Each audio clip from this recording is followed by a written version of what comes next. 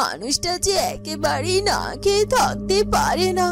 আজ কতটা দিন হলো শুধুমাত্র জল খেয়ে খেয়ে বেঁচে থাকার চেষ্টা করছে, কিন্তু এখন এখন তার এমন অবস্থা হয়ে গেছে যে সে বিছানা ছেড়ে উঠতে পারছে না। অসুস্থতা তাকে গ্রাস করে ফেলেছে, কিন্তু আমি তো আজকেও তার জন্য কোনো খাবার নিয়ে আসতে পারলাম না।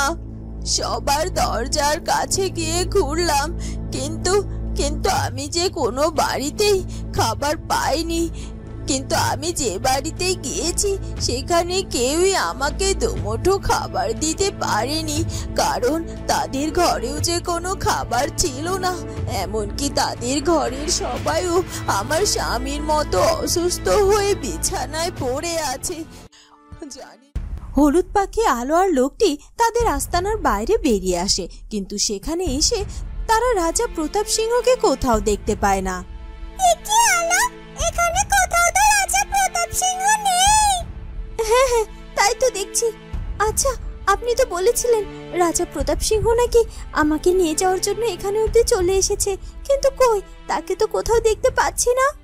এই তো কিছুক্ষণ আগেও রাজা প্রতাপ সিংহ এখানে ছিল, কিন্তু সে আস্তানার মধ্যে প্রবেশ করার জন্য চেষ্টা করেছিল, আর আমার সুরক্ষিত করার শক্তিগুলো তার উপর আঘাত করেছে। আর এই আঘাত রাজা প্রতাপ সিংহ সহ্য করতে পারেনি। কি বলছেন কি?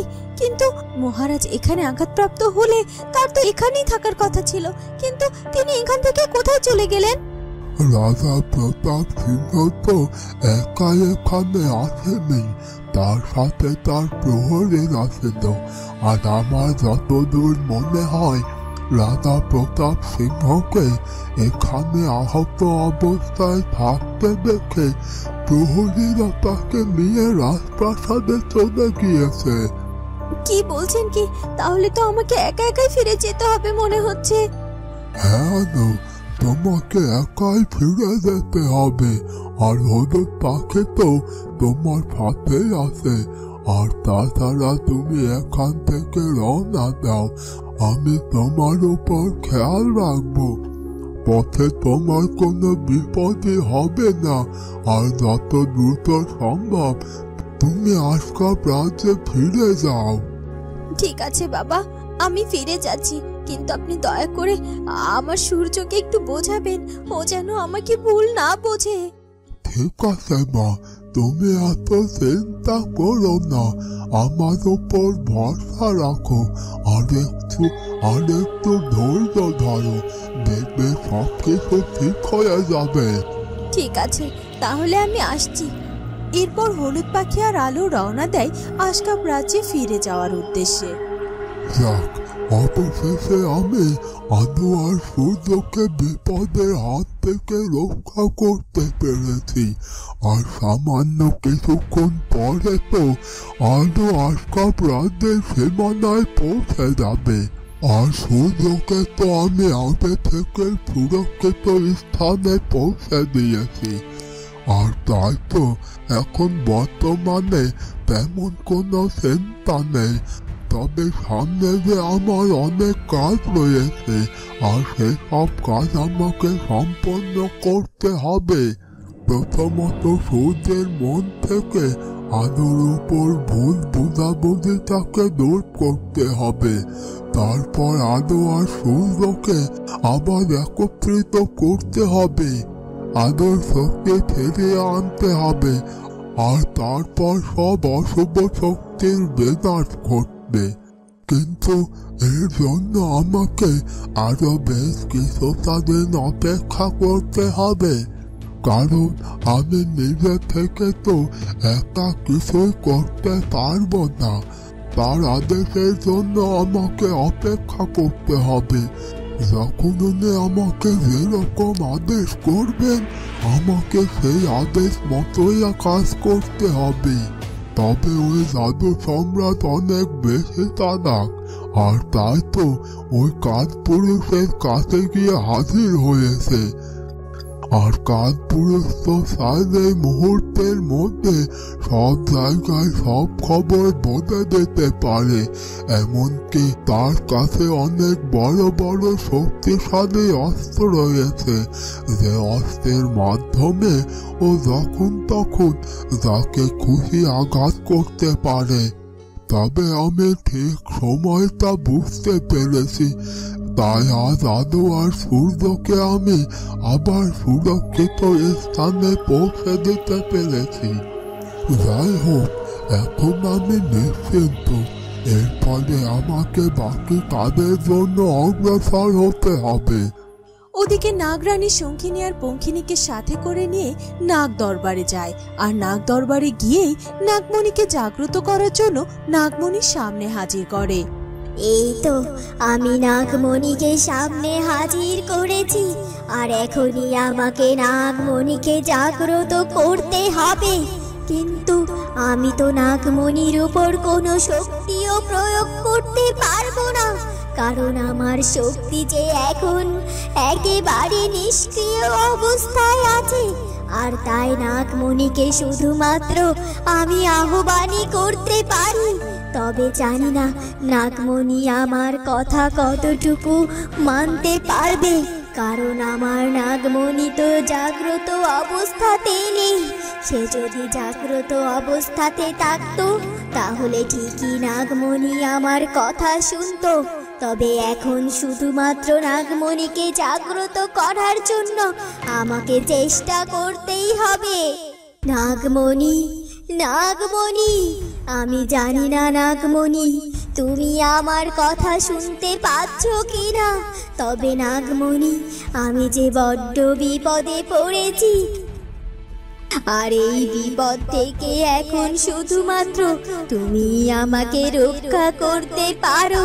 আর আমি যে বিপদে পড়েছি এটা শুধুমাত্র আমার বিপদ নয়, এই বিপদটা যে আমাদের পুরো নাগলোকের, কারণ আমাদের নাগলোকের উপরে অশুভ শক্তির আঘাত যখন তখন আসতে চলেছে, যে আঘাতের কারণে আমাদের নাগ রাজ্য ধ্বংস পর্যন্ত হয়ে যেতে পারে।